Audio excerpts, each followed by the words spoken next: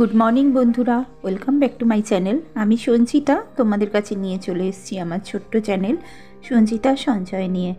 আশা করছি তোমরা দেশে ও দেশের বাইরে যে যে প্রান্ত থেকে আমার এই ভিডিওটি দেখছো সবাই ভালো আছো, সুস্থ আছো আর সাবধানেও আছো। আমরা কিন্তু একদমই ভালো নেই, কারণ আমি তোমাদের সঙ্গে আজকে এমন একটা কথা শেয়ার করব যেটা আমার জীবনের একটা অপ্রত্যাশিত ঘটনা, যেটা আমার সমস্ত সত্তাকে নাড়িয়ে দিয়ে গেছে। আর আমার জীবনে আমার যে কি ভাষা আমি হারিয়ে ফেলেছি, যে কোন ভাষায় তোমাদের কাছে শেয়ার করব আমার আজকের কথাটি।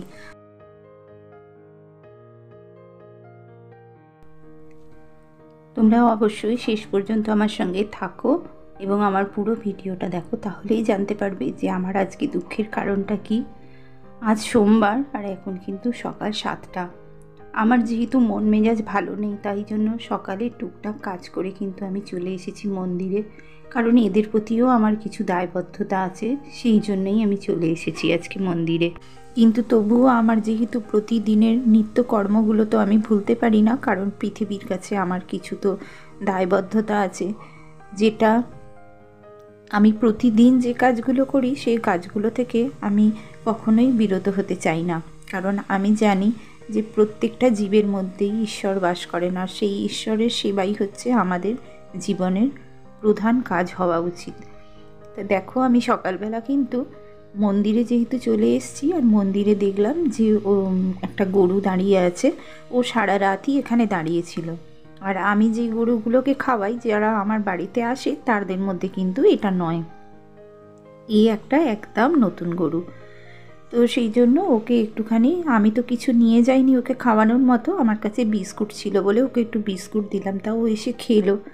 তা যাই হোক, যেই ওকে খাইয়ে দিয়ে কিন্তু আমি মন্দিরে চলে গেলাম আর মাকে প্রণাম করে এলাম। কারণ আজকে আমার জীবনের এমন একটা দিন, যে দিনটা আমি তোমাদের কাছে শেয়ার করবার জন্য এসেছি। আমার খুবই একটা মুহূর্তটা আমার কাছে এতটাই প্যাথেটিক যে আমি কি ভাষায় তোমাদের কাছে শেয়ার করব, আমার ভাষা হারিয়ে ফেলছি আমি।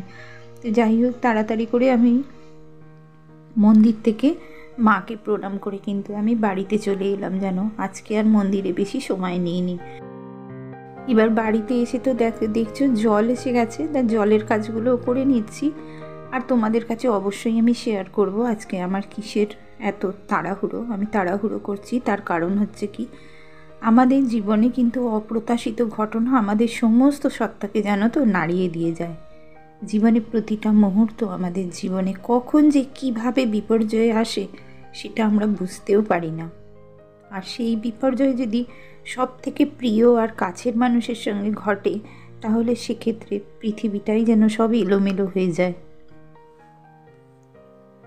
মনে হয় পৃথিবীটা খুব অচেনা। আমাদের জীবনে বিপদ আপদ, হাসি কান্না, সুখ দুঃখ সবই থাকবে, কিন্তু অপ্রত্যাশিত ঘটনাগুলো বড্ড মনকে নাড়া দিয়ে যায়। বন্ধুরা, আজ আর আমার কথা বলার মতো ভাষা নেই, কারণ তোমরা আমার পরিবারের সঙ্গী। আমার এই পরিবারে তোমাদের সাথে আমার জীবনের খুঁটি নাটি সব কিছু শেয়ার করি। কিন্তু জানো তো বন্ধুরা, হয়তো আমার সব কিছু শেয়ার করা উচিত নয়, তবু আমি মনে করি যে সুখের কথা, আনন্দের কথাগুলো যখন শেয়ার করি, প্রতিদিন কি করছি না করছি সব কিছু যখন তোমাদের কাছে শেয়ার করি, তোমরা সেগুলো কত আনন্দের সঙ্গে গ্রহণ করো। আর আমার যখন দুঃখের কথাগুলো আর কেন বলতে আসা, তবু নিজের মনকে মানাতে পারি না, কারণ কারোর কাছে চেঁচিয়ে কাঁদতেও পারছি না। ভগবানের কাছে দুহাত পেতে খালি প্রার্থনা করছি যে যে বিপর্যয় আমাদের জীবনে আজকে এসেছে, সেই বিপর্যয় থেকে যেন আমরা উদ্ধার পাই। আর আমি তোমাদের আমার দ্বিতীয় পরিবারের সদস্য বলে মনে করি।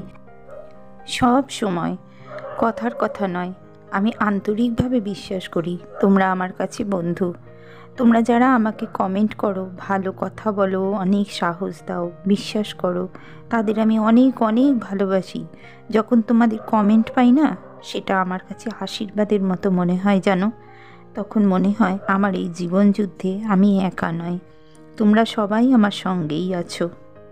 কিছু না হোক, তোমাদের কাছে শেয়ার করলেও আমার মনটা অনেকটা শান্তি হয় জানো তো। জানো, আজ আমার খুব বিপদের দিন। জানি তোমরা কেউ কিছুই করতে পারবে না, আজ আমার কি করা উচিত তাও বুঝতে পারছি না। তোমাদের বলবো কি বলবো না ভেবেও বলতে হচ্ছে। তোমরা তো সবাই জানো আমাদের কাছে আমার মা কতটা, সবার কাছেই যেমন হয়। আজ আমার বাবাকে হারিয়েছি প্রায় 13 বছর, তবু মা ছিল, মা আছেন। কিন্তু এমন এক বিপর্যয় আমাদের জীবনে এসেছে, শুধু ভগবান আর আমাদের সমবেত প্রার্থনা ছাড়া মা আমাদের কাছে আবার সুস্থ হয়ে ফিরে আসতে পারবে। হ্যাঁ বন্ধুরা, আমি সেই কথাই আজকে তোমাদের কাছে শেয়ার করব। সকাল থেকে যে কাজগুলো না করলেই নয় সেই কাজগুলোই করছি, যেন শরীরটাকে চালাতে পারছি না, তবুও মনকে শক্ত করে শরীরটাকে তবুও আমাকে নাড়াতে হচ্ছে। কারণ আমার একটা পরিবার আছে, সেই পরিবারের সবাইকেও দেখতে হবে, কারণ তারা আমার ওপরেই নির্ভরশীল। তো দেখো, সকাল থেকে আমি সকালবেলা যে কাজগুলো করি সেগুলো কিন্তু সব করছি, তবুও তার ভেতরেও আমি তোমাদের কাছে শেয়ার করছি আমার মনের কথাগুলো। তোমরা অবশ্যই আমার সঙ্গে থাকো বন্ধু, নিশ্চয়ই আমি বলবো। হ্যাঁ বন্ধুরা, আমার মা আজকে এত অসুস্থ যে তোমাদের কি বলবো। তোমরা তো আমার সঙ্গে যারা থাকো তারা সবাই জানো যে আমি মাকে নিয়ে কদিন ধরে কিভাবে দৌড়াদৌড়ি করছিলাম, কত চিন্তার মধ্যে ছিলাম।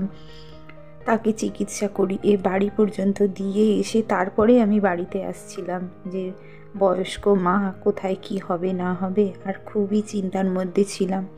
আমার মায়ের কপালেই এত দুঃখ কেন বলো তো বন্ধুরা, আমি কিছুতেই বুঝতে পারি না। প্রথমে তো আমার বাবাকে হারালো, তারপরে আবার এই দুঃখ, এই কষ্ট।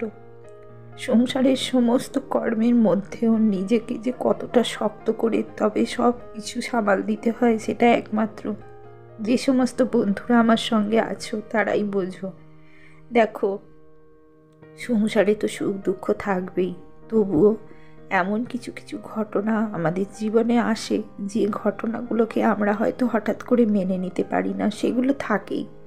কিন্তু তার ভেতর থেকেও আমরা কিন্তু দুঃখ কষ্টটাকে চেপে রাখতে পারি না, কারণ আমাদের দৈনন্দিন জীবনে এগুলো তো থাকবেই, তার সঙ্গে আমাদের কর্মব্যস্ততাও থাকবে। তো বন্ধুরা দেখো, প্রতিদিনের কাজের মাঝখানে আমি কিন্তু সংসারের কাজে একটুও ফাঁকি দিইনি, সমস্ত কাজ কিন্তু গুছিয়ে খুঁজছি। তার ভেতরেও মনে কষ্ট চেপে নিয়ে আমি সমস্ত দায়িত্ব পালন করে যাচ্ছি সবার প্রতি। তো বন্ধুরা, এবার তোমাদের কাছে বলি, হ্যাঁ বন্ধুরা, আমার মায়ের খুব শরীর খারাপ। আমার মা প্রায় বেশ কিছুটা জায়গা এমনভাবে বার্ন হয়েছে যে আমাদের বাড়িতে জানো তো একটা নারকেল গাছ আছে, সেই নারকেল গাছে প্রচুর পাতা পড়েছে। সেই পাতাগুলোকে একধারে নিয়ে গিয়ে মা আমার পুড়িয়ে দিতে গিয়েছিল, যে চারিদিকে নোংরা হয়ে আছে। আর সেই আগুনটা থেকেই আমার মায়ের কাপড় ধরে গিয়ে মা বেশ ভালো মতোই কিন্তু বার্ন হয়েছে। আমি আর সেটা তোমাদের সঙ্গে শেয়ার করছি না। আমি সকাল থেকে দেখো না সমস্ত কাজ করে নিচ্ছি, কারণ আমার মাকে দেখতে যাব আজ। আমি তোমাদের বলিনি অবশ্য, মা বেশ কিছুদিনই হলো নার্সিংহোমে ভর্তি আছে। আমি সেটা তোমাদের কাছে শেয়ার করতে পারছি না। আমি যে কিভাবে কথা বলছি আর কিভাবে যে আমি তোমাদের কাছে ভিডিও নিয়ে আসছি সে আমিই একমাত্র জানি। তবু আজকে আমি দেখতে যাব মাকে, তাই জন্য সকাল থেকে আমার ভীষণই ব্যস্ততা। আমি যতটা না বললে নয়, আমি ততটাই করছি।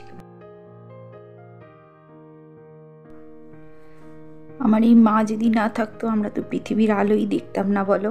আর মায়ের জন্য কতটুকুনি বা আমরা করতে পারছি বা করতে পারি, তা শুধু তোমাদের কাছে আমি শেয়ার করছি। কারণ আজ 1 সপ্তাহ হলো জানো, আমাদের কারোর মাথার ঠিক নেই, শরীর মন সব কাজ করা বন্ধ করে দিয়েছে। খাবারের প্রতি কোনো রুচি নেই, রাতে ঘুম নেই, সব সময় প্রার্থনা করছি মা ঠাকুরের কাছে। একমাত্র ভগবানই পারেন মাকে ফিরিয়ে দিতে। ডাক্তার বলে দিয়েছেন যে 10 থেকে 15 দিনের আগে কিছুই বলতে পারবেন না। তাই তোমাদের কাছে আর কী বা শেয়ার করতাম বলো।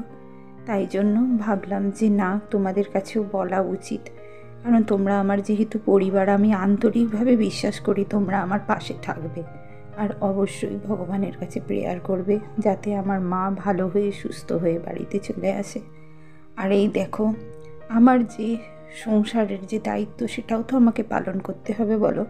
তাই জন্য ওদের টিফিনটা করে দিয়ে আমি কি করব জানো তো, একটুখানি ভাত ডাল সেদ্ধ আর আলু সেদ্ধ করে দিয়ে আমি চলে যাব। কারণ অনেকটা দূরে জানো, আমাদের প্রায় 4 ঘন্টা সময় লেগে যাবে। তা আজকে বোন ভগ্নিপতি দেখতে যাবে মাকে, তাই জন্য আমি মাঝ রাস্তায় গিয়ে ওদের সঙ্গে মিট করব। ওরা বলেছে আজকে দেখতে যাবে, তা আমি আর বিশেষ কিছু রান্না করব না জানো, আমি একটুখানি রান্না করে দিয়েই চলে যাব। তো আমি দেখো ভাত বসিয়ে দিচ্ছি, ভাত ডাল সেদ্ধ আর আলু সেদ্ধ করে দিয়ে কিন্তু আমি বেরিয়ে পড়ব। কারণ ওরাও বেরিয়ে পড়েছে, কারণ আমাদের এখান থেকে প্রায় 4 ঘন্টার মতো রাস্তা যেন।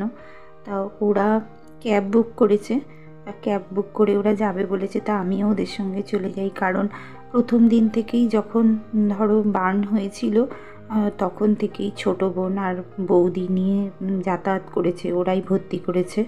কারণ ওদের ইএসআইয়ের কার্ড আছে, তাই জন্য সেই কার্ডেই ভর্তি করেছে। আর আমি ওদের সমস্ত টিফিনটা দিয়ে কিন্তু আমি ভাতটা বসিয়ে দিচ্ছি। ইতিমধ্যে আমিও কিন্তু একটুখানি খেয়ে নিয়েছি রুটি, কারণ রুটি খেয়ে নিয়েছি এই কারণে যে আমার একদম খেতে ইচ্ছাই করছে না, আমি হয়তো ভাত খাবোই না। তা দেখো আমি কিন্তু ওদের ভাত তরকারি করে দিয়ে, সেটা আমি তোমাদের দেখালাম না জানো, এতটাই আমার ব্যস্ততা ছিল যে আমি আর ক্যামেরায় ভিডিও করতে। তো বন্ধুরা আমার মন মানছে না, তাই জন্য আমি অ্যাডভান্স এসে বসে আছি দেখো স্টেশনে। আর দেখো স্টেশন আমি অ্যাডভান্স এসে বসে আছি এখানে। বোনেরা আসছে, বোনেদের সঙ্গে যাব, কারণ আমি তো জানি না যে কোথায়, মানে নার্সিংহোমটা আমি একা যেতে পারবো না, তাই জন্য বোনেরা আসছে, বোন ভগ্নিপতি আসছে, ওদের সঙ্গে যাব দেখতে মাকে। দেখা যাক কীরকম আছে, ডাক্তারদের সঙ্গে কথাও বলে আসবো তোমাদেরকে। তাই জানিয়ে দিলাম যে আমার মনটা ভীষণই খারাপ আর উৎখাত হচ্ছে, কারণ মাকে নিয়ে কতদিন টানাটানি করছি বলো। বাবাকে তো হারিয়েছি, মাটা আছে সেটাও তারও, তাই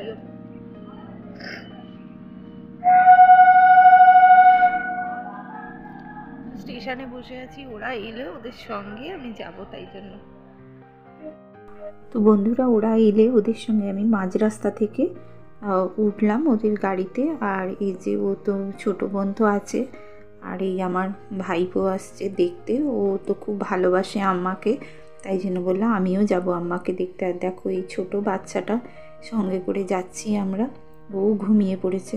আর ওদের সঙ্গে আমি মাঝ রাস্তায় দেখা করে ওদের সঙ্গেই যাচ্ছি আমি ক্যাবে করে। ছোটো ভগ্নিপতিও আছে, ওদের সঙ্গে যাচ্ছি, কারণ আমি তো প্রথমত রাস্তা চিনি না, ওরা প্রথম দিন থেকে নিয়ে গেছে, নার্সিংহোমে ভর্তি করেছে সব কিছু। আর আমি ওই ছোটো বোনের বাচ্চাটাকে নিয়ে আমি চলে এসেছিলাম, কারণ এত ছোট বাচ্চা কোথায় রেখে আসবে বলো, বোনের তো আর কেউ নেই দেখার মতো, তাই জন্য আমি ওর বাচ্চাটাকে নিয়ে চলে এসেছিলাম। আমার কাছেই ছিল, তাই আমি যেতেও পারিনি, ওদেরকে হেল্পও করতে পারিনি। তা ওরা বলল যে বাচ্চাটার সঙ্গে তো একজনকে কাউকে না কাউকে থাকতেই হবে, তাই জন্য আমি বাচ্চাটাকে নিয়ে এসে রেখে দিয়েছিলাম। আর আজকে আমার মন একদমই মানছে না, যতক্ষণ না মাকে দেখতে পাচ্ছি ততক্ষণ আমার মনের শান্তি নেই। ডক্টর বলছেন যে 10 থেকে 15 দিনের মধ্যে না গেলে আমরা কিছু বলতে পারবো না। তাই এই যে হসপিটালে আমরা এবার এসে গেছি, দেখো মাকে রেখেছে, আমরা এসেছি দেখে মা দেখো হাত দূর থেকে নাড়ছে, দেখে এত কষ্ট লাগছিল, একই রোগা মানুষ। তারপরে দেখো না এখানে যে সিস্টাররা আছেন, ভীষণ ভালো সিস্টাররা, এখানে আমাকে ছবি তুলতে দিচ্ছিলই না, ওদের বারণ আছে, কিন্তু আমাদের এদের সিস্টেমটা এত সুন্দর না, যেহেতু বার্ন ওয়ার্ড তো তাই জন্য এখানে তো কাউকে ঢুকতে দেয় না। এই আমরা কাঁচের বাইরে থেকে দেখছি পেশেন্টকে, আর দেখে টেকে আমরা কিন্তু এবার বাড়িতে চলে এলাম। আর বেশি কিছু তোমাদের দেখাতে পারলাম না। তো বন্ধুরা তোমরা আমার সঙ্গে থেকো, আর সব সময় ভগবানের কাছে প্রার্থনা করি যেন মাকে ফিরিয়ে নিয়ে আসতে পারি। তোমরাও কিন্তু প্রেয়ার করো বন্ধুরা, আমার সঙ্গে থেকো। আর যেসব বন্ধুরা আমাকে কমেন্ট করেছো আমি পরের ভিডিওতে তোমাদের নামগুলো বলে দেবো। আজ রাখছি, একদমই মন ভালো নয়।